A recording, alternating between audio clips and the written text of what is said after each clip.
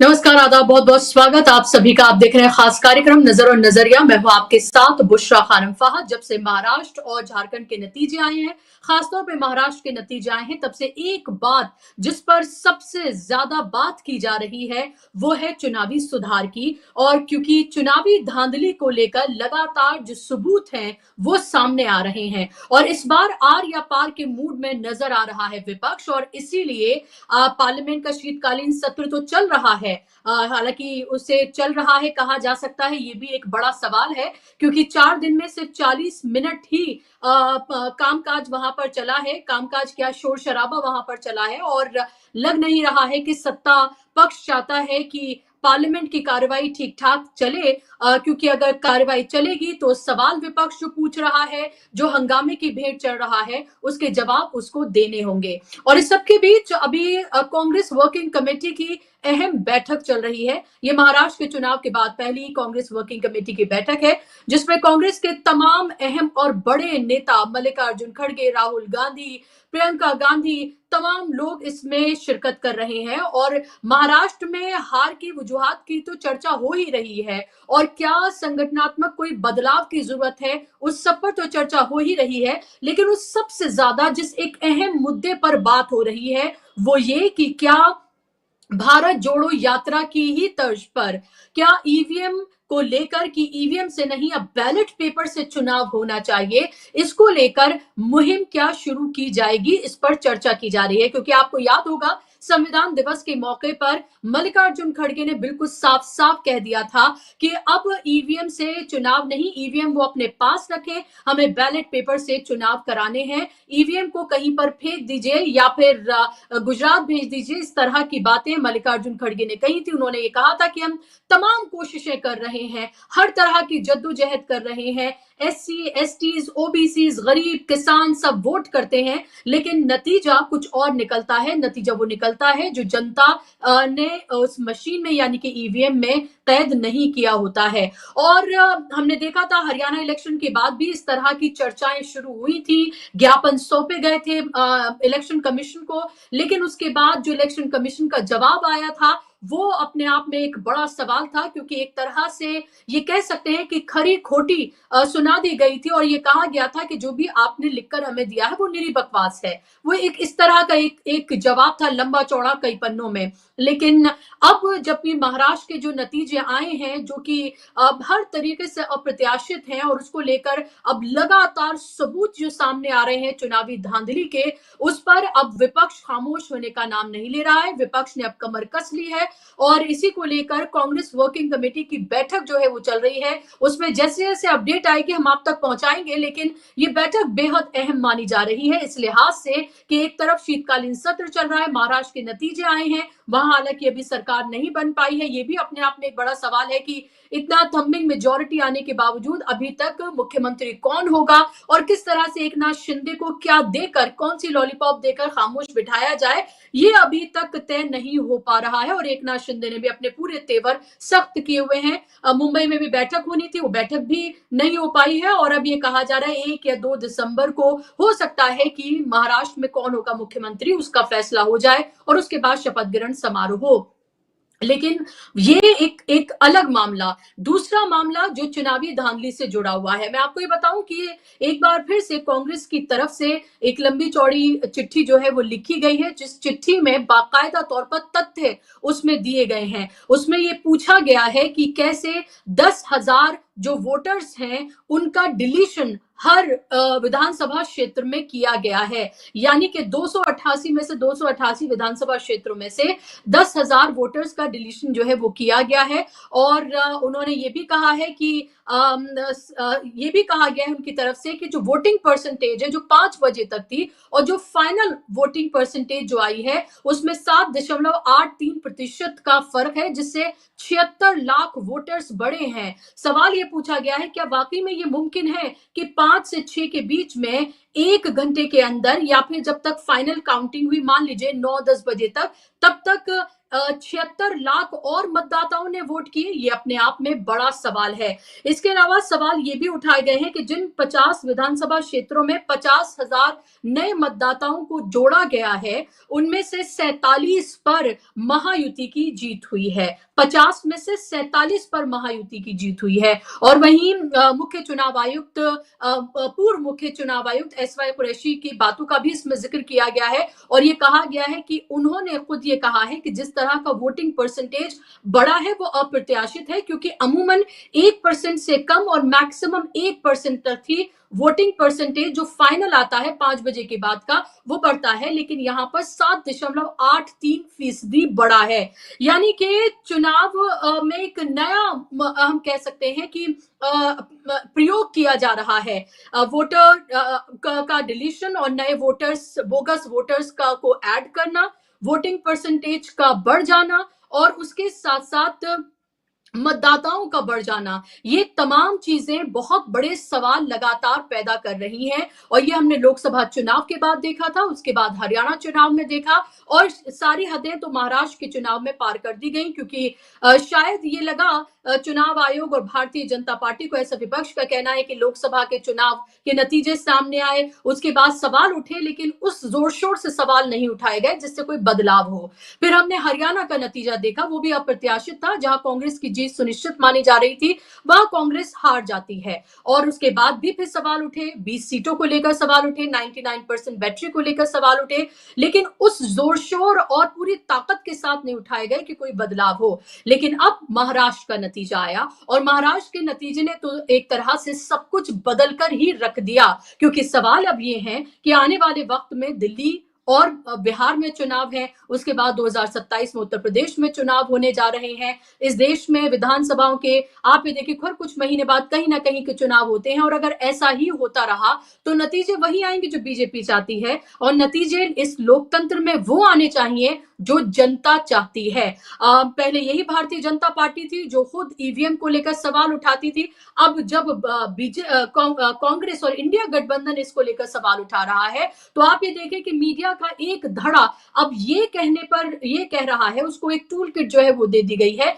कि क्या आप पुराने जमाने में जाना चाहते हैं जहां टेक्नोलॉजी का दौर नहीं था और आप बैलेट पेपर से चुनाव कराना चाहते हैं, आप जीत जाते हैं तो सब कुछ ठीक है, हार जाते हैं तो आप सवाल उठाते हैं। इस तरह के तमाम बेतुके बेमानी सवाल उठाए जा रहे हैं। सवाल लोकतंत्र में ट्रांसपेरेंसी का है और लोकतंत्र की पहली शर्त है ट्रांसपेरेंसी। अगर लोगों को ईवीएम और इस चुनावी प्रक्रिया पर ही शंका पैदा हो रही है, अगर एक शख्स को भी इसको दूर करना चुनाव आयोग की सबसे बड़ी जिम्मेदारी है। लेकिन चुनाव आयुक्त को तो लगता है कि घटिया शेरो शायरी से आगे वो बढ़ना ही नहीं चाहते हैं। कोई भी बात उन पर की जाए ऐसा लगता है कि उनके माथे पर तो जू ही नहीं रहती है और वो बिल्कुल एक तरह से खामोश बैठे हुए हैं और जब ज्ञापन सौंपा जाता है तो उसका जवाब किस तरह से मिलता है वो भी आपके सामने है।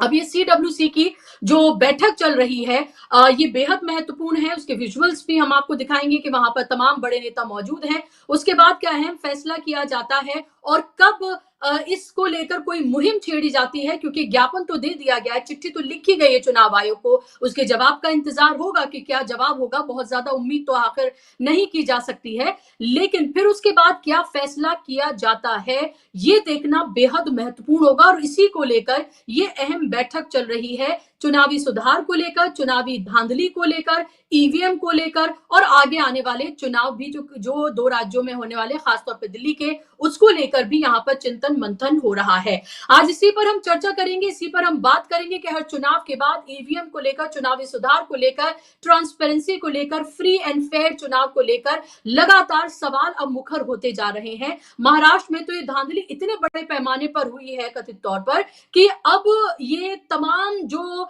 तथ्य हैं वो आईने की तरह बिल्कुल सामने आ गए हैं। तो अब इसमें चुनाव आयोग जो कि प्रेस कॉन्फ्रेंसेस तो करता है जब वो चुनाव की तारीखों का ऐलान करता है और जब उससे सवाल पूछे जाएं तो किस तरह के बेतुके जवाब होते हैं, क्या इन तमाम मामलों पर जवाब नहीं देगा? उन्हीं के सीनियर्स इस पर सवाल उठा रहे हैं। वो कह रहे हैं कि ये जो जिस तरह से वोटिंग परसेंटेज बढ़ाई गई है ये अनबिलीवेबल है, ये अप्रत्याशित है। ऐसा उन्होंने अपने पूरे करियर में नहीं देखा है कि 7.83% का इजाफा किया जाए और उससे लगभग 76 लाख वोटर्स जो हैं वो बढ़ जाएं। आप सोचिए 76 लाख वोटर्स कितनी बड़ी तादाद है। और उसके ऊपर विपक्ष का ये कहना कि जो वोटर्स हैं, बोगस वोटर्स वो ऐड किए जा रहे हैं जहां जहां महाविकास अघाड़ी के वोटर्स थे, और जहां जहां महाविकास अघाड़ी की जहां वोटर्स हैं वहां से वोटर्स को डिलीट भी किया जा रहा है। और वोटर्स के डिलीशन का मामला बहुत सीरियस है,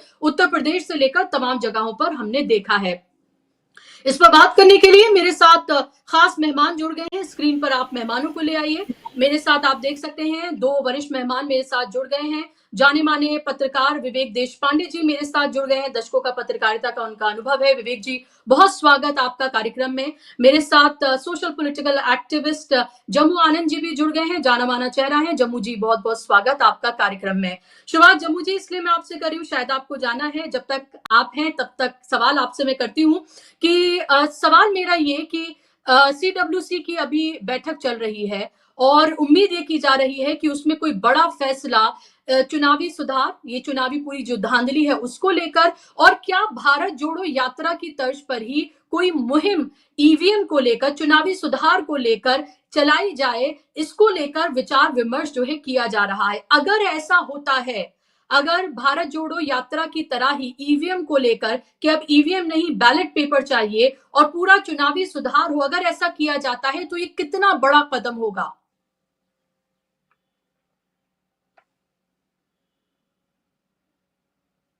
नमस्कार बुशरा जी। ऐसा है कि महाराष्ट्र का जो चुनाव के परिणाम आए हैं वो सभी को चौंकाने वाले हैं, इसमें कोई शक नहीं। तमाम राजनीतिक विश्लेषक हो उनके भी पल्ले पड़ नहीं रहा है, और जितने भी एजेंसीज हैं उनके जो भी इंडिकेटर्स होते हैं जिसके आधार पर इतने सालों से जो कुछ वो एनालिसिस करते हैं, विश्लेषण करते हैं, उनके तो समझ के परे हो गया है। जो पत्रकार राजनीति को नज़दीक से देखते हैं, चुनावों को नज़दीक से समझते हैं, जनता के बीच में जाकर जनता से बात करके अपना एक रिपोर्टिंग करते हैं, उनके भी समझ में नहीं आ रहा है कि अचानक ऐसा क्या परिणाम जो है, जनादेश है, जो सबके समझ के परे हो गया। ये बात मुझे आश्चर्य नहीं लगती कि जो हार गए हैं वो नाखुश हैं, लेकिन जो कांग्रेस पार्टी अब जो आंकड़े सामने लाई है वो बहुत ही चौंकाने वाले हैं। मतलब अगर 76 लाख वोट, मतलब इट्स बियॉन्ड इमेजिनेशन, क्योंकि जो चुनाव आयोग हर 2 घंटे में परसेंटेज ऑफ वोट देता है, और खास करके हर 2-2 घंटे में देता है, तो हम सब जानते हैं कि थोड़े से वोट जो है सुबह होते हैं, क्योंकि जो कामकाजी लोग होते हैं तुरंत वोट करके चले जाते हैं। फिर थोड़ा सा धीमा होता है दोपहर में, क्योंकि लोग घर के कामकाज निपटाते हैं। फिर आखिरी का जो दौर चलता है वो बहुत तेज रहता है, इसमें कोई शक नहीं। तब भी कोई ये नहीं समझा के बता सकता कि भाई रात के अंधेरे में या शाम में 6 बजे से लेकर लोग रात को 11 बजे तक लाइन लगाए हुए थे, और इस तब भी 76,000 लाख वोट नहीं गिर सकते। और मजे की बात यह है कि 76 लाख वोट अगर नए बढ़े हैं, तब तो ये किसी एक कॉन्स्टिट्यूएंसी का तो सवाल नहीं होगा, ये अक्रॉस महाराष्ट्र ये फिनोमिना दिखना चाहिए था कि भाई रात को 8 बजे भी बूथों पे लाइन लगी हुई है, 9 बजे भी लाइन लगी हुई है, क्योंकि रात के 8, 9, 7, 10 बजे लोग लाइन लगाए हुए हैं। इस प्रकार की कोई तस्वीर अखबार में भी नहीं आई दूसरे दिन। जनरली ये देखिए, अखबार में जो पोलिंग डे के जो फोटोज होते हैं, एक तो भाई सुबह से लोग लाइन में लगे हैं, दूसरे बुजुर्गों ने लाइन लगाया है, महिलाएं ज्यादा दिख रही है, some photos which they believe कि ऑफबीट फोटोज है। उसी प्रकार पोलिंग सेंटर्स पे गर्दी है, यानी भीड़ है, वो भी एक फोटो बनता है।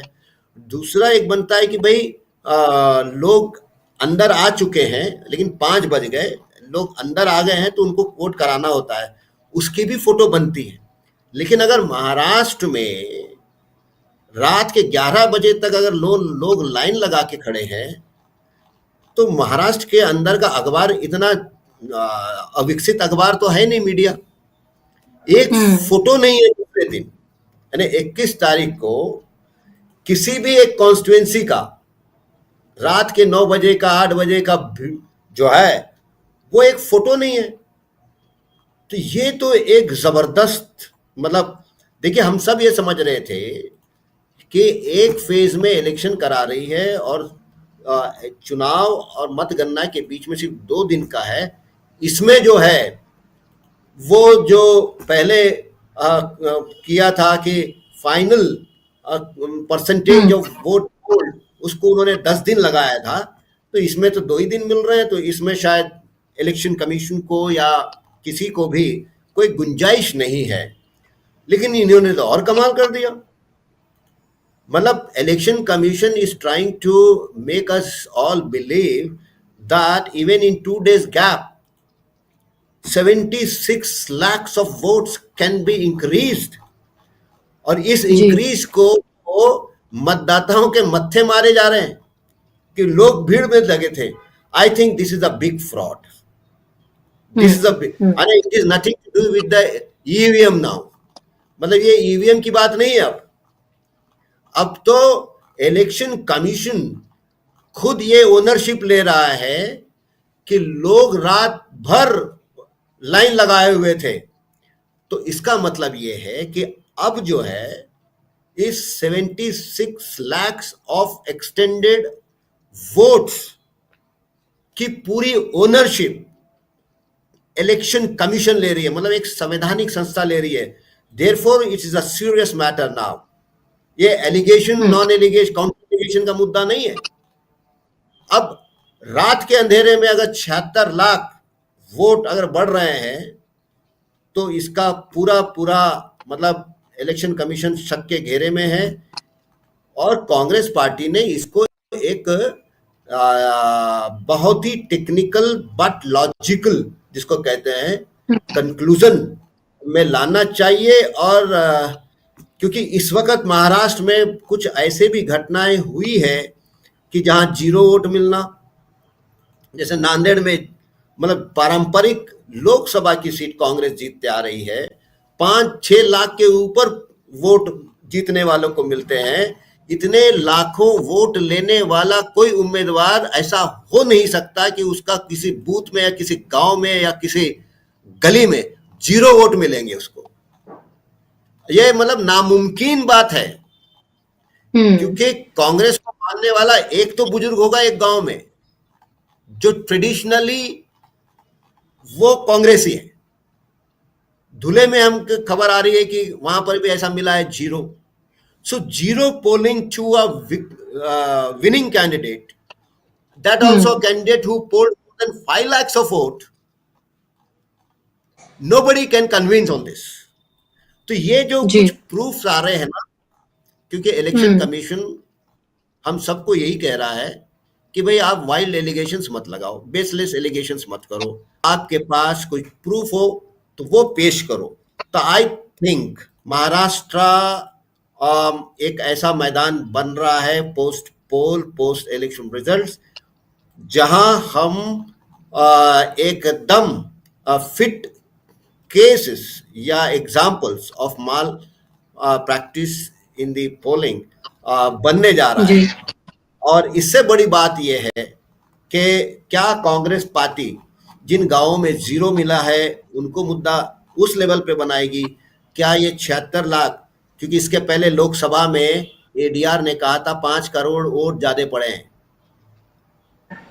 जो इलेक्शन कमीशन ने ऐलान किया था, और जब मशीनें पूरे देश में काउंट हुई, so that tally was more than what the election commission has declared। तो उसको तो किसी पॉलिटिकल पार्टी ने पकड़ा नहीं, उसको इशू तक नहीं बनाया, इलेक्शन कमीशन ने भी उसको नोटिस नहीं दिया, मतलब it went unsung. But in this case now, क्योंकि देखिए बुशरा जी, राजनीति को थोड़ा बहुत हम सब लोग समझते हैं, पूरा नहीं समझते होंगे, लेकिन जिस पार्टी को लोकसभा में 13 मेंबर ऑफ पार्लियामेंट की सीट हो, उस पार्टी को 16 एमएलए नहीं हो सकते।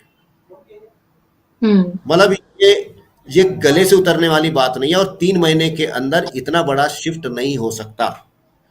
Whatever it may be, even लाड़की बहना योजना cannot make such an impact where 13 member of parliament की जी। सीटें, उसको सीधा हम्म। 16, मतलब कोई फर्क ही नहीं रह गया मतलब एमपी के इलेक्शन और एमएलए के इलेक्शन में। भाई आप, कुछ तो ऐसा होना चाहिए ना कि जो कम से कम हम डाइजेस्ट कर सकते हैं। महाराष्ट्र हम्म। के सारे उदाहरण अनडाइजेस्टिंग है। वो ये ऐसी, देखिए हम एक ऐसे स्थिति में पहुंच गए हैं, आपको मानना है मानो, नहीं मानना है मत मानो। ये सिचुएशन डेमोक्रेसी के लिए अच्छी बात नहीं है। मतलब then the entire democracy is in question. If this is the बिल्कुल। Democracy, nothing can be heard, why it should be called as democracy in that case? Hmm. So therefore Maharashtra Congress ने अगर इसको सीरियसली लिया है तो इट्स गुड, बट मेरा सोच ये कहता है कि this is not the issue confined to a single party, it should become a political issue. So therefore Congress ने इसको इंडिया अलायंस का मुद्दा बनाना चाहिए, इसको लार्जर जी। पॉलिटिकल बनाना चाहिए। अब सवाल इस बात का है कि अब चुनाव होने के बाद क्या सिंगल पॉइंट एजेंडा पे पॉलिटिकल पार्टीज का आंदोलन बहुत दिन हो सकता है क्या? नंबर वन, ऐसे वक्त जब गवर्नमेंट्स की बहुत सारी failures on a very important issues, जिसको कहते हैं एम्प्लॉयमेंट का है, प्राइस राइज का है, इकोनॉमी का है, न जाने 10 और मुद्दे हैं, तो हम्म।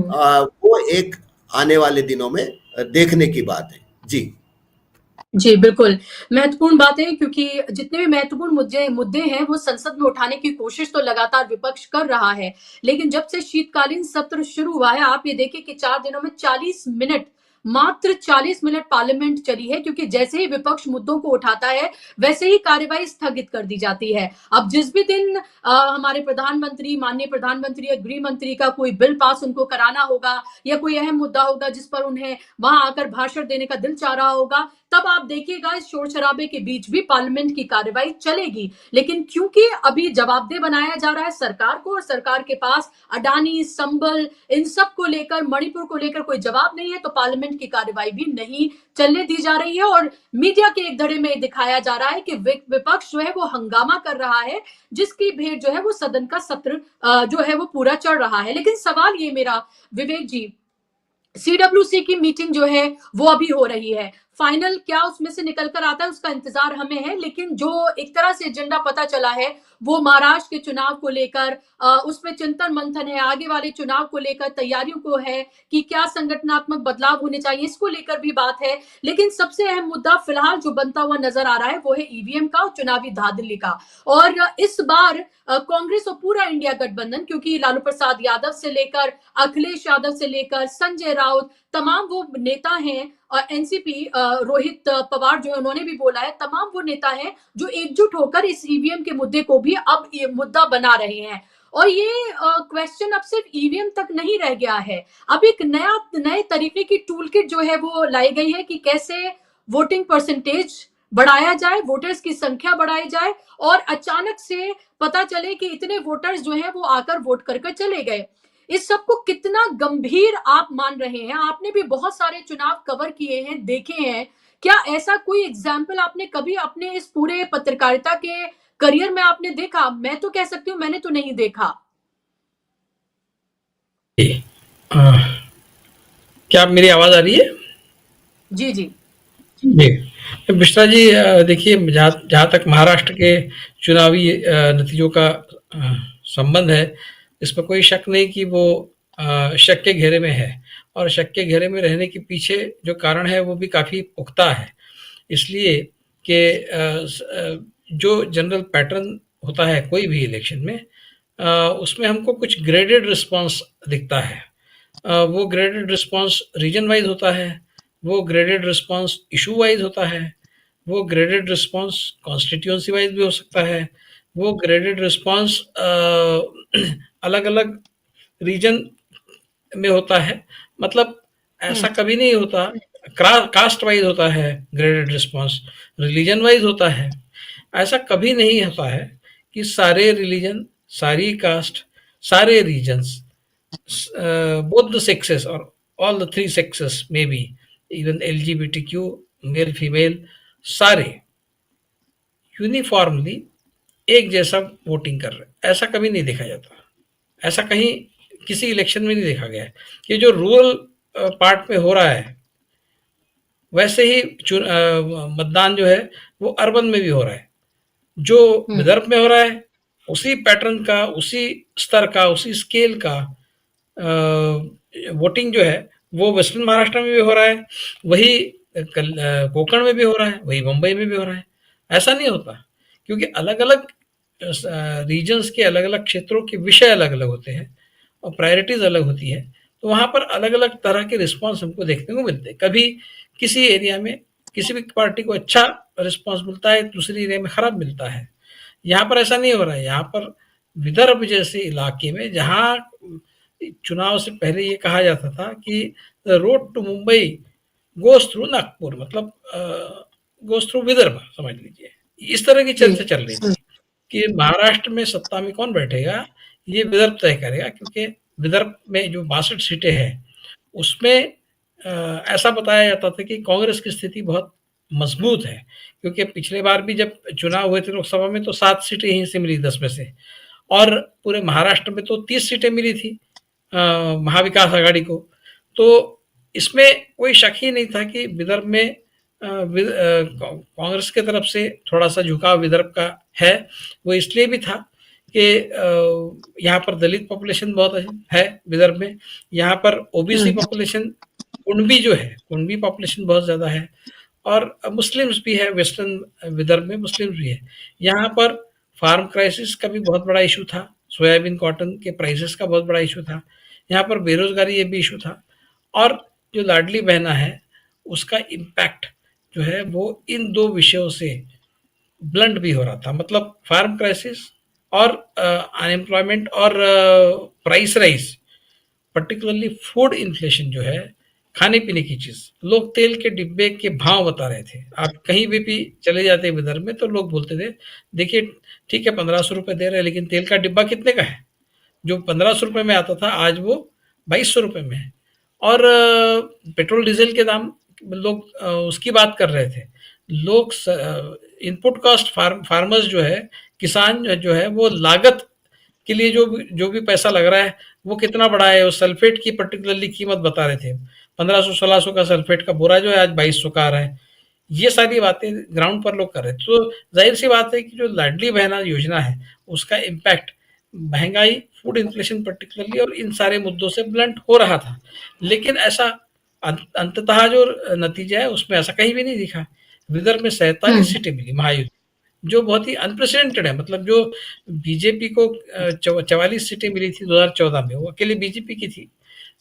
यहाँ पर पूरे उनके महायुति को मिलाकर 47 सीटें मिली है, जो एक रिकॉर्ड है। पूरे महाराष्ट्र का भी एक रिकॉर्ड है, 232 सीटें महाराष्ट्र में कभी किसी को नहीं मिली।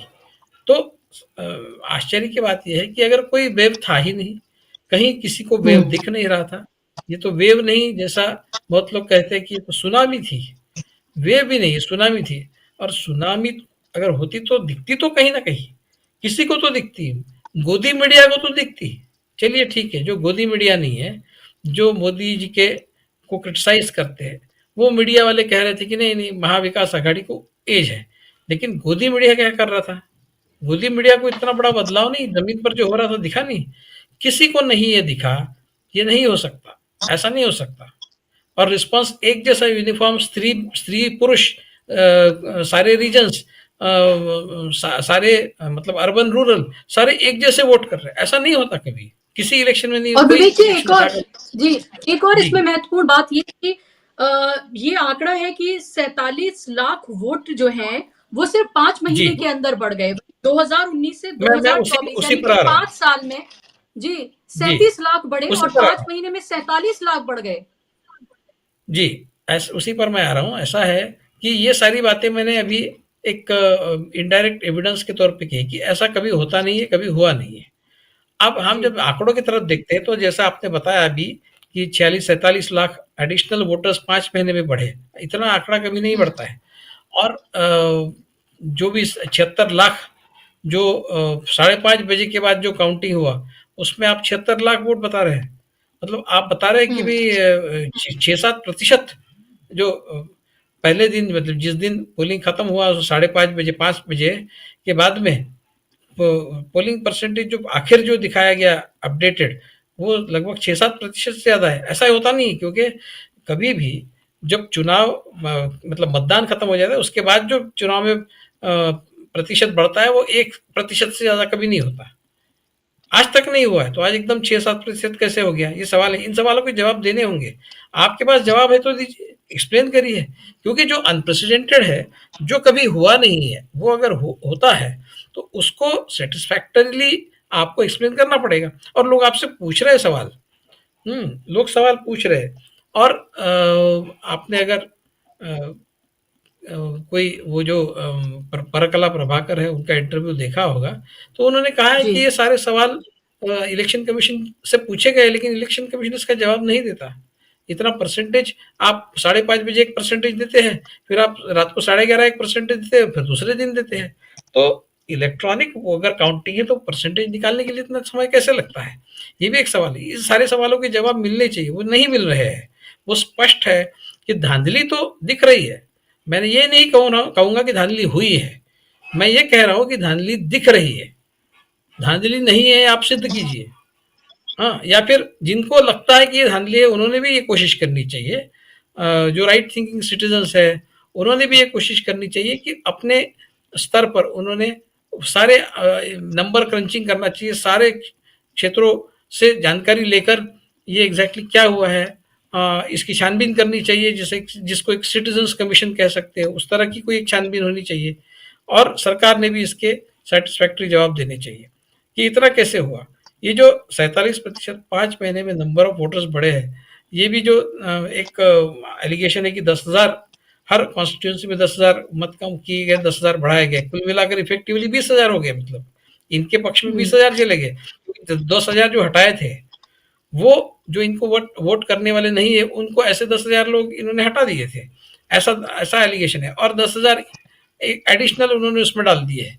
तो इस तरह से अलग-अलग अच्छा बीजेपी क्या करती है? बीजेपी सारे जो भी रास्ते हैं जीतने के लिए जो करना आवश्यक है वो सब करती है। कैंपेन में क्या मुद्दे उठाने हैं वो सब तय होता है। कैंडिडेट सिलेक्शन में वो रिफ्लेक्ट होता है और धांधली क्या-क्या करनी है। जैसे मैं आपको बताता हूँ, विदर्भ के कुछ एक्टिविस्ट लोगों ने मुझे बताया कि भई पैसे बँटे हैं, एक-एक वोट के लिए 5-5 हज़ार बँटे हैं। अब 10 दिन का खाना तो मैंने ही देखा है। इलेक्शन से पहले सुबह-शाम नाश्ता, खाना वगैरह लोगों को बाँटा जा रहा था। ये तो मेरी अपनी फर्स्ट हैंड जानकारी भी है और पैसे बाँटे गए। एक-एक वोट के लिए 5-5 हज़ार और इस तरह की बातें हुई, जो गाँव खेड़े से जो बातें सामने आ रही है, जो एक्टिविस्ट लोगों ने मुझे बताई, कि लोग कह रहे थे, "अरे भई हाँ, बताइए, वो कांग्रेस वाले तो हमको 2,000 रुपए देने के लिए तैयार है, तो आप क्या सिर्फ हमको 2,000 देंगे?" बीजेपी वालों से लोग पूछ रहे हैं। "आप भी 2,000 देंगे तो फिर हम उनसे 2,000 लेके उनको वोट करेंगे।" तो बार्गेनिंग हो रहा था। अब मुझे नहीं पता कि कांग्रेस वाले दे रहे थे, ऑफर दे रहे थे कि नहीं, लेकिन बार्गेनिंग के लिए लोग बीजेपी वालों को ये बता रहे थे कि 2,000 तो कांग्रेस वाले भी देने को तैयार है, फिर हम आपको वोट क्यों दें? तो 2,000 का फिर 5,000 कर दिया गया। इस तरह से पैसे मतलब लाडली बहना में तो बांटे ही गए। वो टैक्स पेयर का पैसा जो है वो ब्राइब के तौर पर दिया ही गया लाडली बहना में, लेकिन अलग से कैश भी बटे हैं। आपको आश्चर्य होगा महाराष्ट्र में कई जगह पर बर्तन बांटे गए, बर्तनों के सेट, प्रेशर कुकर से लेके बड़े एक पिंप होता है, वो बहुत बड़ा एक इसको मराठी में पिंप कहते हैं, एक बड़ा सा पानी रखने के लिए बड़ा सा एक ये होता है बर्तन, जी। वो इस तरह के और एक-एक घर में स्टी- 5-5 सेट स्टील का है। ड्रम आपको स्टील का हाँ, ड्रम ड्रम स्टील का ड्रम ड्रम आपको स्टील का ड्रम जी। आपको आश्चर्य होगा एक-एक घर में 5-5 सेट गए हैं। एक-एक घर में हम्म 5-5 सेट गए। मतलब आप कोई भी आ जाइए, आप कतार में खड़े रहिए, फॉर्म भरिए, बर्तन का सेट ले जाइए। कोई ज़रूरी नहीं कि आपके फैमिली में अगर एक सेट गया हो, तो आपको नहीं मिलेगा, ऐसा ज़रूरी नहीं। तो पाँचों मेंबर आप खड़े हो जाइए, आपको सबको मेरे पहचान के लोगों ने जिनके घर में बाकायदा कार वगैरह है, वो लोग इस तरह के बर्तन लेकर आए। और वो स्कीम कौन सी थी? वो महाराष्ट्र में कामगारों के लिए एक महामंडल है, उनके लिए वो स्कीम है कि वो ऑन साइट जब जाते हैं काम करने के लिए, तो वहां उनको जी बर्तनों का एक सेट दिया जाता है। उसके लिए पैसा वो जो महामंडल है उसके पास पैसा रहता है, कॉरपोरेशन के पास। हम्म वो पैसा इन्होंने सारे लोगों को बर्तन बांटने के लिए इस्तेमाल किया है। देखिए कितने लेवल पर इन्होंने, हर एक लेवल पर उन्होंने जहां जहां से उनको रास्ता बंद कर देना था अपोजिशन का करने की जरूरत थी, वहां वहां उन्होंने अपोजिशन का रास्ता बंद कर दिया। वोटों में मतलब मतदाताओं की सूची में ऐड किए नाम, मतदाता सूची में से नाम गायब किए। फिर जब वोटिंग 5:30 बजे के बाद का जो वोटिंग हुआ उसका प्रतिशत बढ़ा दिया। सारे रास्ते उन्होंने अख्तियार किए और इंश्योर किया ये एक इतना बड़ा लैंडस्लाइड मिल जाए कि वही गलती हो गई बीजेपी की। मैं समझता हूं गलती ये हो गई कि अगर आप 170 तक सीटें ले आते तो शायद लोग इसकी इंक्वायरी नहीं करते, इसके बारे में पूछना शुरू नहीं होता। क्योंकि आप चूंकि आपको 232 सीटें मिली है तो सबकी आंखें तो फट गई है, और आंखें फटने से फिर लोग सवाल पूछने लगे और फिर लोग उसके तह तक जाने लगे और फिर ये सारे तथ्य सामने आए। तो आप अपने आप को बड़े इंटेलिजेंट समझते, आप हो मूर्ख। आप देखिए कांटे की टक्कर चल रही थी, सारे बोल रहे थे, बीजेपी वाले भी कांटे की टक्कर ही बोल रहे थे। कोई नहीं कह रहा था, देवेंद्र फडणवीस नहीं कह रहे थे कि हम 232 सीटें जी लाएंगे, नहीं कह रहे थे। तो ये जो है आपने क्या किया, आपने इतना बड़ा इतनी बड़ी धांधली कर दी कि वो लोगों के नजर में आने लगी कि अरे नहीं नहीं नहीं, ये कुछ तो भी अननेचुरल है, ये नहीं हो सकता। इस तरह के सवाल खड़े हुए, उसमें से फिर ये सारे तथ्य अभी सामने आ रहे हैं। अब इलेक्शन कमीशन जी इसके ऊपर कुछ नहीं बोल रहा है, वो नहीं बोलेगा क्योंकि वो अंडर ऑब्लिगेशन है, वो नहीं नहीं बोलने के अंडर ऑब्लिगेशन है, वो नहीं बोलेगा, वो उसको एक्सप्लेन नहीं करेगा। तो उसके लिए फिर आपको अगर ये सारी नंबर्स को अगर आपको इलेक्शन कमीशन से कुछ इसके बारे में जानकारी चाहिए तो जो भी लीगल तरीके हैं उस लीगल तरीकों से इलेक्शन कमीशन को इन विषयों पर बोलने के लिए बाध्य करना होगा और उनको बोलना होगा। ऐसे बिल्कुल चुप नहीं रह सकते, वो कोई बपौती थोड़ी है इलेक्शन कमीशन। आप आंसरेबल हो जनता के सवालों को, ऐसे कैसे आप सवालों के जवाब नहीं देते? कौन है ये लोग, अपने आप को क्या समझते हैं?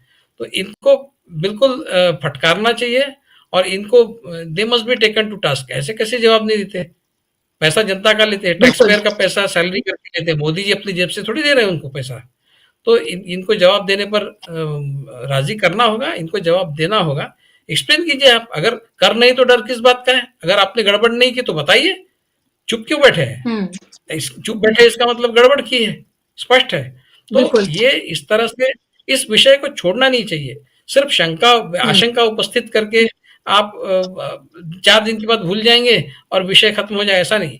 इसको लॉजिकल एंड तक ले जाना जरूरी है, इसको परस्यू करना जरूरी बिल्कुल। है। और ये जब तक नहीं और होता यही मुझे तब लग रहा तक है कि जी जी जी, आपके पास मैं लौट रही हूँ विवेक जी। जब मुझे एक क्विक सवाल आपसे मेरा और फिर उसके बाद आप जवाब के बाद यू कैन लीव। मेरा सवाल यही कि जो विवेक जी बहुत महत्वपूर्ण बातें ये कह रहे हैं और आखिर में जो आपने बातें कही विवेक जी ने कि इलेक्शन कमीशन को जवाबदेह बनाना ही होगा, राजी नहीं, उन्होंने राजी वर्ड का इस्तेमाल किया, मैं ये कहूंगी राजी नहीं बल्कि उनको करना ही होगा, उन्हें इसके अलावा उनके पास कोई और ऑप्शन होना ही नहीं चाहिए। क्योंकि लगातार इस तरह के सवाल उठ रहे हैं। क्या अब तक इलेक्शन कमीशन को एक प्रेस कॉन्फ्रेंस नहीं कर देनी चाहिए थी? क्या उन्हें ये कहना नहीं चाहिए था कि ये जितने सवाल ये उठाए जा रहे हैं हम इन सबके जवाब तथ्यों के आधार पर देने के लिए राजी हैं और हम इसका आप तथ्यों के आधार पर सवाल पूछ रहे हैं, हम तथ्यों के आधार पर आपका जवाब देंगे। लेकिन लग रहा है कि चुनाव आयोग बिल्कुल बेशर्म होकर ढिठाई से बैठा हुआ है क्योंकि उसे लगता है कि जिनको उन्हें खुश करना है उनको वो अच्छे से खुश कर रहे हैं और बाकियों के लिए वो जवाबदेह है नहीं। तो ये एक महत्वपूर्ण सवाल है, क्या आपको लगता है कि अब कांग्रेस को इन ज्ञापनों से आगे जो प्लानिंग कर रहे हैं कि अब उनको सड़क पर आना होगा, क्या अब आपको लगता है सड़क पर आकर ये चुनाव आयोग को अब ये मजबूर किया जा सकेगा कि वो इन तमाम मामलों में जवाब दें, और ना सिर्फ जवाब दें बल्कि आगे ऐसा ना हो, अगर कोई गलतियां हुई हैं उसके लिए भी वो बाध्य हो? बुशरा जी, आपने दो सवाल खड़े किए हैं। एक जी। तो चुनाव आयोग का रिस्पॉन्स, चुनाव आयोग की जिम्मेदारी। जनरली हमने अब तक देखा है कि चुनाव वगैरह संपन्न होने के बाद या नतीजे आने के बाद एक ऑफिशियल प्रेस कॉन्फ्रेंस चुनाव आयोग की होती है, और उसका मकसद ही ये होता है कि भाई देश से या नागरिकों से बात करना, उनको जानकारी देना और उनको विश्वास में लेना। लेकिन अब हम देख रहे हैं कि चुनाव आयोग खास करके विपक्ष की बात सुनना नहीं चाहता, उसके द्वारा उठाए गए सवालों के जवाब देना नहीं चाहता। अगर दे भी देता है तो इस तरीके से देता है कि तुम जो मतलब जो सवाल विपक्ष उठा रहा है वो सारे सवाल ही बेबुनियाद है। अब दिक्कत ये है कि चुनाव आयोग तो एक कॉन्स्टिट्यूशनल अथॉरिटी है, और इस देश का अगर एक आधी संवैधानिक संस्था बात नहीं करना चाहता हो, जवाब देना नहीं चाहता हो, उसके ऊपर लगे हुए आरोपों को वो उसकी स्पष्टीकरण नहीं देना चाहता हो, तो एक कॉन्स्टिट्यूशनल अथॉरिटी से जवाब अंततोगत्वा मांगे कौन? कि वो अपने आप में तो अब पार्लियामेंट ये नहीं है। सवाल उठ रहे हैं, क्या इम्पीचमेंट की तरफ जाना चाहिए? क्या विपक्ष को ये सोचना चाहिए चुनाव आयुक्त को लेकर? ये भी बहुत तेजी से ये अब सवाल भी उठाए जा रहे हैं। एकदम सवाल यही है कि देखिए, ये सारे कॉन्स्टिट्यूशनल अथॉरिटीज को जो वोट देते हैं, मतलब चीफ इलेक्शन कमिश्नर को जो वोट देते हैं या चीफ जी। जस्टिस को जो वोट देते हैं, वो एक अथॉरिटी है कि भाई आपने जिस पद के लिए आपने वोट दिया था, वो व्यक्ति अपनी पद की गरिमा के साथ खिलवाड़ कर रहा है। वो व्यक्ति कॉन्स्टिट्यूशनल जो हमारे डेमोक्रेटिक नॉर्म्स है उसमें वो एडामेंट हो गए हैं, अब उत्तर नहीं दे रहे हैं, एलिगेशंस है, तो फिर आप उनको उनको जो है उस पद से आप बाहर करिए। He is not fit to lead a constitutional authority because he is behaving unconstitutionally, undemocratically. दूसरा एक तरीका ये हो सकता है कि हमारे पार्लियामेंट में एक व्यवस्था है इम्पीचमेंट का, जितने भी कॉन्स्टिट्यूशनल हेड्स है उनको इम्पीच करने का तो एक प्रावधान है। अब मुझे लगता है कि विपक्ष को इस सारे मतलब मेरा इतना ही कहना है कि इस फ्रेम ऑफ स्कीम जिसको कहते हैं डेमोक्रेटिक सिस्टम में, पार्लियामेंट्री डेमोक्रेसी में जितने भी एवेन्यूज है किसी को उसके लिए जवाबदेही बनाने के लिए, विपक्ष ने वो तमाम जो दरवाजे हैं उसको खटखटाने चाहिए, और जो पावरफुल जो टूल्स है, impeachment is a big and very powerful tool. Going to president उनको ये करना इज ऑल्सो उसका भी एक अर्थ है, और क्योंकि सुप्रीम कोर्ट का रुख एकदम क्लियर हो गया है, वो एलिगेशंस वाले कोई पिटिशंस को एंटरटेन नहीं करने जा रहे हैं। वो हद से ज्यादा वही पिटिशन को एंटरटेन करेंगे जिस पिटिशन में कहीं ना कहीं सबूत उसके साथ जुड़ा हुआ है। अदरवाइज सुप्रीम कोर्ट ने क्लियर कर दिया कि आप एलिगेशन वाले पिटिशन हमारे पास मत लाओ। तो फिर क्या है कि अपोजिशन को 2-3 स्ट्रेटेजी पे काम करनी चाहिए। एक, इस प्रकार के जो माल प्रैक्टिसेस है इसके सबूत, मजबूत सबूत लाने चाहिए, इकट्ठे करने चाहिए, इलेक्शन कमीशन के सामने रखने चाहिए, कुछ समय सीमा देनी चाहिए। उस समय सीमा में अगर उस पर इलेक्शन कमीशन जवाब नहीं देता है तो फिर पिटीशन करनी चाहिए। दूसरा, कंबाइंड अपोजिशन जो है इस मसले को लेके राष्ट्रपति से मिलना चाहिए, because that makes a big political impact कि देश के एक 20-25 अपोजिशन पार्टीज के लीडर्स जो है वो राष्ट्रपति के पास किसी एक मुद्दे पे एक पिटीशन किए हैं। तीसरा ये है कि पार्लियामेंट इम्पीचमेंट व्हाट में कम जिसको कहते हैं, उस ये इस तरीके से उसको लड़ाई लड़नी पड़ेगी। और चौथी बेसिक बात ये है ईवीएम को लेके, शायद मैं आपके चैनल के माध्यम से दोबारा ये बोलना चाहता हूं, ईवीएम ये कन्वीनियंट का मुद्दा नहीं हो सकता है। मैं जीतूंगा तो सवाल नहीं उठाऊंगा, हारूंगा तो दोष मढ़ूंगा ईवीएम पर। इससे ना जनता उत्तेजित होगी, ना जनता में रोष पैदा होगा, ना जनता में आपकी साख बनेगी। बेसिक जो मैं उस दिन भी कह रहा था कि the only difference between EVM and the ballot is transparent system, जहां पर वोटर जो है उसके हाथ में थप्पा, उसके हाथ में बैलेट, उसके आंखों के सामने उसको किसको मारा है, ये इतना ट्रांसपेरेंट है। और ईवीएम सिस्टम में दो इंस्ट्रूमेंट्स है, एक में बटन दबाओ और दूसरे में वीवी पैट वो दिखता है, but how it travels you, तो उसमें हमको ये बताया जा रहा है कि it's a technology, you believe in this technology. So believe है यहाँ पर, और यहाँ पर ट्रांसपेरेंट है, यहाँ ओपेक है, यहाँ ट्रांसपेरेंट है। तो यही एक मुद्दा है कि आप मेजॉरिटी में रहो, आप जीतो हारो, तब भी आपको ये पोजीशन लेनी चाहिए कि ट्रांसपेरेंट सिस्टम जो है वही फ्री और फेयर है। इसलिए हम ईवीएम को नकारते हैं, और जब भी हम सरकार बनाएंगे आएंगे जो भी है, हम बैलेट पेपर पे चुनाव कराएंगे। और विपक्ष के जो 12-13 राज्य है, हर विधानसभा में एक official resolution against EVM machines and for ballot paper के रेजोल्यूशंस पास होने चाहिए। कोई रोकता नहीं है। जब बाबरी मस्जिद ढहाई गई थी तो धन्यवाद के और जल्लोश के रेजोल्यूशंस विधानसभाओं में पास हुए थे, लोकल बॉडीज में पास हुए थे। उसके बाद की जो पहला जो सत्र था ना, तो उसमें पास हुए थे। It's a private act and it's a criminal act, it's a criminal act. उसके जहां बीजेपी का मेजॉरिटी वाले थे वहां किए उन्होंने, but this is a very democratic system का है। मदर ऑफ डेमोक्रेसी में अगर इलेक्शन ही धांधली पे होगा तो मदर ऑफ डेमोक्रेसी का क्या मीनिंग है उसका। तो इसके लिए एटलीस्ट विपक्ष की जो सरकारें जहां जहां है वहां के विधानसभा में official resolution the government should place in the legislative assembly and pass resolution against EVM and for the ballot paper हो जाए। मेरे ख्याल से 12 या 15 राज्य है आज देश में जो अपोजिशन रूल्ड है। केरला है, तमिलनाडु है, कर्नाटक है, तेलंगाना है, झारखंड है, बंगाल है, उधर पंजाब है, उधर दिल्ली है, तो ऐसे हिमाचल है। These are the states.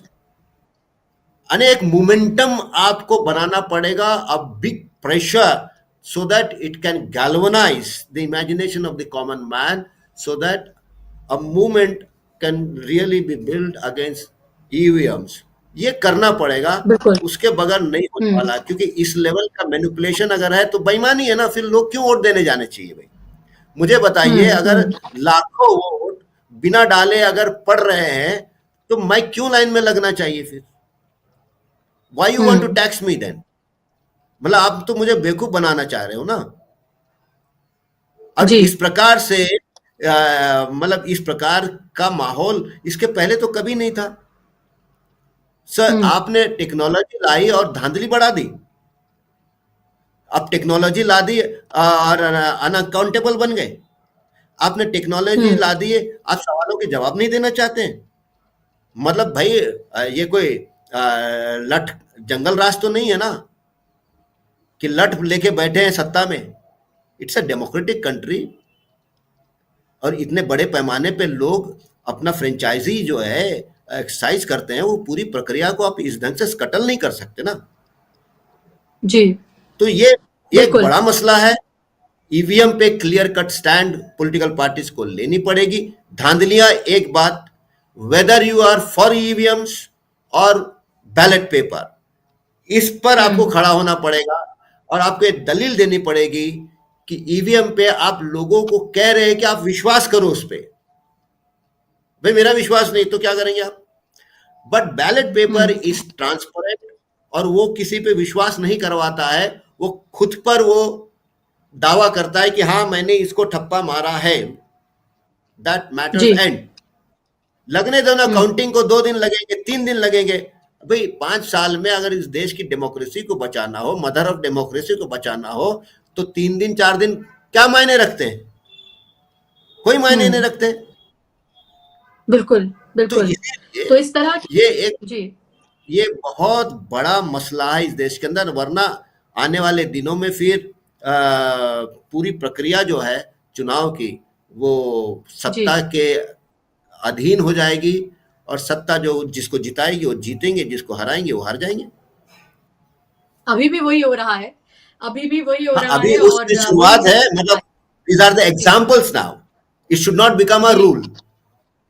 बिल्कुल, क्योंकि हमने राजस्थान, छत्तीसगढ़, मध्य प्रदेश उस दौरान भी हमने देखा था, छत्तीसगढ़ को लेकर तो तमाम सर्वेज़ और सबने ये कहा गया था, लेकिन उसके बावजूद हमने देखा छत्तीसगढ़ हार गई कांग्रेस बुरी तरीके से, फिर हरियाणा हारी और अब आप ये देखिए कि महाराष्ट्र में तो पूरा इंडिया गठबंधन जो है, वो मिलकर चुनाव लड़ा, यानी कि वहाँ की जो पार्टियाँ हैं, वो चुनाव लड़ी और आप देखिए किस बुरी तरीके से हारी हैं। लेकिन इस बार विवेक जी जिस तरीके से अगर आप जी शुक्रिया, बहुत शुक्रिया मुझे आपका जुड़ने के लिए और आखिरी सवाल मेरा आपसे विवेक जी थैंक यू। कि अब आपको क्या लग रहा है कि सब कुछ अब सड़क पर होना चाहिए क्योंकि कितना भी हम यहाँ पर तमही बांधे, हम कितनी भी बातें करने की यहाँ पर कोशिश करें कि ऐसा होना चाहिए, वैसा होना चाहिए, चुनाव आयोग सामने आए, ये दादागिरी नहीं चलेगी, लेकिन एक तरह की दादागिरी ही चल रही है क्योंकि लग नहीं रहा है अभी भी कि कोई जवाब उनकी तरफ से आएगा। चिट्ठी लिखी गई है कांग्रेस की तरफ से, चिट्ठी का जवाब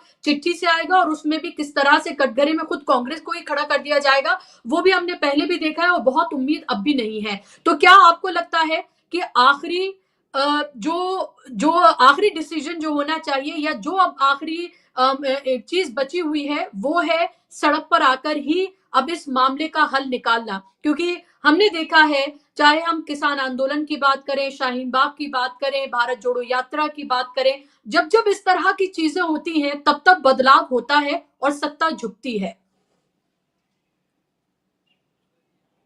संभल के बात कीजिए, इसलिए कि पहले से ही एक पृष्ठभूमि बनाई गई है कि जो सरकार को विरोध करने वाले लोग हैं, वो इस देश में अनारकी लाना चाहते हैं और वो बांग्लादेश जैसा कुछ करना चाहते हैं। ये पहले से एक बैकग्राउंड बना के तैयार है। आने वाले समय में मैं आपको बताता हूँ, ये लोग कुछ भी कर सकते हैं। मतलब ये अ, आपने इस तरह का कुछ कह दिया कि सड़क पे आइए, सड़क पे आना चाहिए, तो देखिए अनारकी फैलाने की बात कर रहे हैं, तो इनको अरेस्ट करो। ये हम्म। अभी जब इतना ब्रूट मेजॉरिटी आपको मिल जाता है, जब इतना ब्रूट मेजॉरिटी मिल जाता है, तो आप बहुत निरंकुश हो जाते हैं। ये बहुत आम से और निरंकुश होने के लिए ही इस तरह की मेजॉरिटी लाई जाती है, जिसमें धांधली करके भी लाई जाती है, ताकि इतनी बड़ी मेजॉरिटी हमारी बने कि हम कुछ भी कर ले तो कोई फर्क ना पड़े। देखिए बीजेपी ने क्या किया है, इसमें बहुत महत्वपूर्ण बात है, ये हमको समझनी चाहिए। बीजेपी ने पॉलिटिक्स और इलेक्शन इनको डीलिंक कर दिया है। पॉलिटिक्स आप चाहे कितना भी अच्छा कर ले, आप बहुत प्रोटेस्ट कर रहे हैं, आप पॉलिटिकल मूव्स ऐसे खेल रहे हैं कि बीजेपी को बहुत, लेकिन बीजेपी क्या कर रही है? बीजेपी ने इलेक्शन जीतने का तंत्र इतना डेवलप कर लिया है, by whatever means possible, by hook और by crook, illicit means, legal means, सारे तरीकों से इलेक्शन कैसे जीता जाए और जो पॉलिटिक्स में इश्यूज है उन इश्यूज का इलेक्शन पर परिणाम कैसे न होने दे। अगर होना है तो पॉजिटिव हो, जैसा लाडली बहना है तो उसका इम्पैक्ट होने दो, लेकिन अगर किसानों के उपज के दाम की बात हो, अगर महंगाई की बात हो, अगर बेरोजगारी की बात हो, उसका असर न हो, इस तरह का एक तंत्र अगर आपने डेवलप कर लिया है, तो आप पॉलिटिक्स में क्या होता है, ये लोग देश में क्या खराब काम कर रहे हैं, देश में कितना एक डर का माहौल पैदा कर दिया है, क्रिमिनलिटी का एक माहौल पैदा कर दिया है और बेरोजगारी, महंगाई ये तो है ही, इससे लोग नाराज हो जाएंगे और हमारे खिलाफ मतदान करेंगे। और हम हार जाएंगे। तो ऐसा कुछ करते हैं कि चाहे ये सब एक तरफ कितना भी चलता रहे, जीत तो हमारी ही होगी इलेक्शन में, ये हम इंश्योर करेंगे, ये तंत्र हम डेवलप कर, वो उन्होंने कर लिया है। तो अभी इसलिए जी। आपका जो सड़क पर आना है, आपके सड़क पर आने का वैसे कोई अर्थ नहीं बचा है, क्योंकि आप सड़क पर आएंगे तो उसको अनार्की करार दिया जाएगा कि ये सारे अनार्किस्ट सड़क पे आए हैं और देश की प्रगति में बाधा बन रहे हैं, और फिर इसको कुचल दिया जाएगा। हाँ, अब क्या है, किसानों का उन्होंने कुचलने की कोशिश की, लेकिन वो एक कैटेगरी ऑफ वोटर्स थे किसान। लेकिन उन्होंने आपको लगता है अगर ये बात पॉलिटिकल पार्टी भी करती है कोई, मैं यहाँ पर क्योंकि बात एक पॉलिटिकल पार्टी की कर रही थी, खासतौर पे कांग्रेस इंडिया गठबंधन की कर रही थी नहीं, कांग्रेस कि सड़क पर नहीं आती, जी। कांग्रेस सड़क पर नहीं आती, मैं आपको बताता हूँ, मुझे नहीं लगता। कांग्रेस में वो ताकत ही नहीं, क्योंकि कांग्रेस में जो लोग सालों साल हमने देखे हैं, वो केवल सत्ता के लिए बैठे हुए, जिनको देश के किसी भी समस्या से बहुत ज़्यादा सरोकार था, ऐसे लोग नहीं है कांग्रेस में। कांग्रेस ये सत्ता में बैठने के लिए इस्तेमाल की गई पार्टी है। तो जो जो लोग हार गए कांग्रेस के कई साल पहले, वो अपने अपने घर में बैठ गए। वो कांग्रेस के लिए सड़क पर अभी आए नहीं, क्योंकि कांग्रेस को अपोजिशन का रोल प्ले करने की आदत ही नहीं। अभी पिछले 2-3 साल से थोड़ा बहुत वो कर रहे हैं। तो कांग्रेस में वो एक सेंस ऑफ सैक्रिफाइस कांग्रेस के लीडर्स में जो भी है वो नहीं है, कि अभी कांग्रेस की जब हमको ज़रूरत थी तब कांग्रेस ने हमको मदद की। हमने बहुत पैसा भी बनाया है कांग्रेस का इस्तेमाल करके, सत्ता में बैठ के। अब कांग्रेस को हमारी ज़रूरत है तो हम कांग्रेस के काम आएँगे। ये सेंस ऑफ बिलॉन्गिंग, ये सेंस ऑफ रिस्पॉन्सिबिलिटी कांग्रेस के नेताओं में नहीं है। वो सड़क पर आ रहा तो बहुत दूर की बात है। ऊपर से अगर आ भी जाए तो मैं आपसे कह रहा हूँ कि ये लोग अनार्की के नाम पे पूरी मूवमेंट को दबा देंगे, या फिर ये वो करेंगे जो हम जिसकी कल्पना हम नहीं कर सकते। हम सिविल वॉर की तरफ जाएँगे, क्योंकि इनके जो सपोर्टर्स हैं वो इनके लिए सड़क पर आएंगे, और फिर सड़क पर जो होगा घमासान, वो भारतीयों का आपस में, भारतीयों की लड़ाई, नागरिक दोनों भारतीय नागरिक आपस में लड़ेंगे, और उसका फायदा फिर से एक बार लेने की कोशिश भाजपा करेगी। तो भाजपा किसी भी हद तक जा सकती है। भाजपा एक मर्सिनरी अप्रोच लेकर पॉलिटिक्स करने वाली पार्टी है, ये ध्यान में रखना होगा। इसलिए आपके सड़क पे आने से अगर आपको लगता है कि वो डर जाएंगे, तो ऐसा नहीं होगा। वो कुचल देंगे, गोली चलाएंगे, कुछ भी करेंगे, कुचल देंगे, ये है। तो आपको इसको अंत तक ले जाने की अगर आप में ताकत है और उतना जेस्ट और झील आप में है कि इसको अंत तक, लॉजिकल एंड तक ले जाना है, तो आप सड़क पर उतरिए। जेल में जाने की तैयारी रखिए, जेल में सड़ने की तैयारी रखिए। आपको 5-5, 6-6 साल बेल नहीं मिलेगा, इसकी तैयारी रखिए, और फिर सड़क पर आइए। तो ये इतना आसान नहीं है। इन्होंने अभी बातें सारी इंस्टीट्यूशंस अपनी तरफ कर ली है, ये सारे तंत्र अपने मास्टर कर लिए हैं, और जो लॉ एनफोर्सिंग एजेंसीज है वो इनके इशारों पे नाचती है। इसलिए आपके लिए कोई प्रोटेक्शन नहीं है। अगर आपको सड़क पर आना है तो इन सारी चीज़ों का आपको ध्यान रखना होगा कि ये सब हो सकता है, अपने तरफ कुछ नहीं है, अपने खिलाफ सब कुछ है। और फिर उस स्थिति में सड़क पर आने के बाद उस परिस्थिति को उसका सामना करते हुए आपको अपनी बात को लॉजिकल एंड तक ले जाने के लिए जितनी ताकत लगती है वो लगानी होगी, और जितनी मेहनत लगती है वो करनी होगी। ये लोग मेहनत करने के लिए तैयार नहीं है कांग्रेस के लोग। तो मुझे नहीं लगता, मैं बहुत ज़्यादा होपफुल, ये सिर्फ कागजी शेर जिसको कहते हैं, उस तरह के ज़्यादातर लोग इसमें हैं। और ये कुछ सड़क पर आना होता तो अभी तक आ जाते। 10 साल बहुत बड़ा पीरियड होता है, 11 साल हो गए, अभी तक नहीं है, अभी क्या सड़क पर आएंगे। लोगों को शायद उम्मीद भारत जोड़ो यात्रा जो है शायद उसके बाद है, कि इसीलिए कहा कि भारत जोड़ो यात्रा की तर्ज पर ही शायद ईवीएम को लेकर कुछ शुरू किया जाए। देखना ही होगा कि आज जो सीडब्ल्यूसी की जो बैठक चल रही है उसके बाद क्या इसको लेकर अहम फैसला आता है, और क्या कुछ उसके बाद कहा जाता है प्रेस ब्रीफिंग में, उसका इंतजार हम सबको रहेगा। लेकिन ये अब जरूर है कि इसको लेकर एक निर्णायक लड़ाई की जरूरत है, क्योंकि अगर हर चुनाव के बाद आप से चिट्ठियां सौंपते रहेंगे और उन चिट्ठियों का जवाब आपको मिलता रहेगा, फिर अगला इलेक्शन होगा, फिर आप हार जाएंगे और फिर आप वहीं पर ही खड़े नजर आएंगे, तो इससे कुछ हल नहीं होने जा रहा है। अगर आप का ये मानना है कि चुनावी धांधली हुई है, आपका ये मानना है कि ईवीएम में गड़बड़ी है, आपका ये मानना है कि बैलेट पेपर से चुनाव होना चाहिए, तो इस सब को लेकर आपको एक निर्णायक लड़ाई की तरफ आपको बढ़ना ही होगा। और निर्णायक लड़ाई से मेरा मतलब है लोकतांत्रिक तरीके से संविधान जिस बात की इजाजत देता है उस सबको देखते हुए जो आपको करना चाहिए वो आपको करना होगा।